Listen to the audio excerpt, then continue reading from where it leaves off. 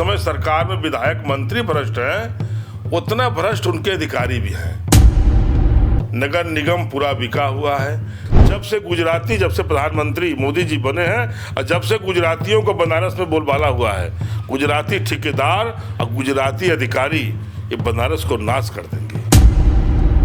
इस तरह से सिलेंडर की महंगाई, पेट्रोल की महंगाई, बेरोजगारी, ठेलिया वाले, खुमचा वाले 1000 रुपया महीना थाने में दे रहे हैं, जिसके दुकान के सामने लगा दिए 500 रुपया वो ले रहे हैं। वो गरीब को क्या मिल रहा खाने के लिए?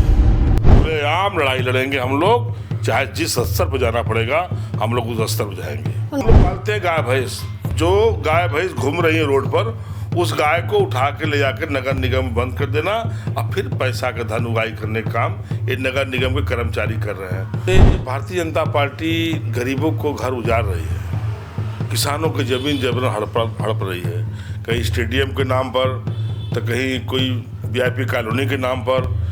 और इनके मंत्री विधायक के दलाल जो जमीन खोज रहे हैं, ढूंढ रहे हैं कि जमीन कहाँ किसी गरीब का हो, कब्जा हो, नाम मेरा चढ़ जाए। तो इस तरह से बनारस में जब से भारतीय जनता पार्टी की सरकार बनी है तो बनारस पूर्वांचल में विशेष तरह से ये बहुत तेजी से चला है जमीन कब्जा करने का। और जबरन भारतीय जनता पार्टी के गुंडों को जमीन हम लोग नहीं देंगे। 200 बरस में आपको बनारस के अच्छे अच्छे होटल जो बंजर की जमीन पर हैं, आप चले जाइए, एक से एक स्कूल, बड़ी बड़ी स्कूल है जो गांव सभा बनी हुई है। अरे उसको जाने हम, कोई घर आपको देने का हक नहीं है तो किसी को लेने का भी हक नहीं आपको है।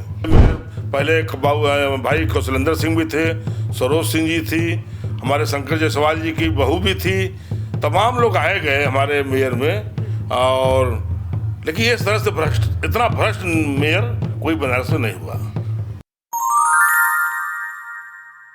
दोस्तों, आज सुबह जो है हम रिपोर्टिंग के लिए निकले थे बरईपुर कंदवा वाराणसी में। वहाँ जाकर पता चला कि करीब 200 परिवारों के घर उजाड़े जा रहे हैं। हालांकि ये दर्द मैं और आप नहीं समझ सकते, क्योंकि हमारे साथ कभी ऐसा नहीं हुआ है। वहाँ जाकर जब बातचीत की हमने, तब पता चला कि वहाँ पर उनके साथ कोई भी नहीं खड़ा है। यहाँ तक कि वहाँ का प्रधान, जिनका नाम गोपाल है, वहाँ के लोगों ने बताया, वो भी उनके साथ नहीं खड़े हैं। वहाँ सिर्फ एक शख्स का नाम सामने आया जो उनके साथ खड़ा है, वो हैं सुजीत जी।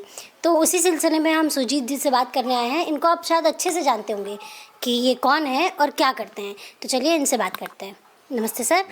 सर, कंदवा में जो घर उजाड़े जा रहे हैं उस बारे में आपका क्या कहना है?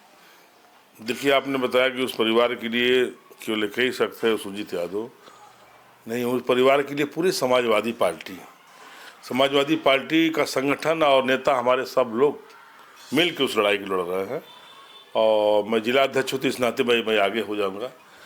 और जिस तरह से भारतीय जनता पार्टी गरीबों को घर उजाड़ रही है, किसानों की जमीन जबरन हड़प रही है, कहीं स्टेडियम के नाम पर तो कहीं कोई वीआईपी कॉलोनी के नाम पर। और इनके मंत्री विधायक के दलाल जो जमीन खोज रहे हैं, ढूंढ रहे हैं कि जमीन कहाँ किसी गरीब का हो, कब्जा हो, नाम मेरा चढ़ जाए। तो इस तरह से बनारस में जब से भारतीय जनता पार्टी की सरकार बनी है तो बनारस पूर्वांचल में विशेष तरह से ये बहुत तेजी से चला है जमीन कब्जा करने का, ये गरीबों का घर उजाड़ देना। तो इसी लाइन में कंदवा का भी मामला है, 200 साल से वो लोग परिवार रह रहा है। तो आज के डेट में उतना ही जितना ये समय सरकार में विधायक मंत्री भ्रष्ट हैं, उतना भ्रष्ट उनके अधिकारी भी हैं। नगर निगम पूरा बिका हुआ है। नगर निगम में आपको बता दूं कि जो उस बार भी मैं बोला था कि जो ग्रामीण एरिया है, जैसे आप देखे होंगे लोहता नगर निगम में, आप अपने गांव से आ रहे हैं, वो नगर निगम है। अब बीच में हम जहां आप आए हैं गांव सभा है, इसके बीच में हम पालतू जो हम लोग पालते हैं गाय भैंस, जो गाय भैंस घूम रही है रोड पर, उस गाय को उठा के ले जाकर नगर निगम बंद कर देना और फिर पैसा का धन उगाही करने का काम ये नगर निगम के कर्मचारी कर रहे हैं। और उसमें देखा जाए तो इसमें पूरे तरफ से कोई जमीन में लिप्त है तो यहाँ के मेयर साहब, इससे पहले भी मेयर थे, इससे मेयर पहले भाई कौशलेंद्र सिंह भी थे, सरोज सिंह जी थी, हमारे शंकर जायसवाल जी की बहू भी थी, तमाम लोग आए गए हमारे मेयर में।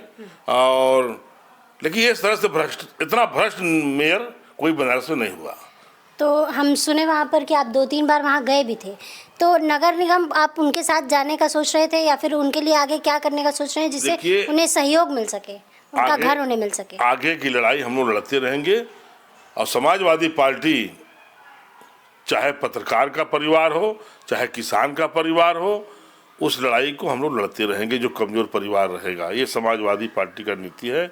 और जबरन भारतीय जनता पार्टी के गुंडों को जमीन हम लोग नहीं देंगे। 200 बरस में आपको बनारस के अच्छे अच्छे होटल जो बंजर की जमीन पर हैं, आप चले जाइए, एक से एक स्कूल, बड़ी बड़ी स्कूल है जो गांव सभा बनी हुई है। अरे उसको जाने हम, कोई घर आपको देने का हक नहीं है तो किसी को लेने का भी हक नहीं आपको है।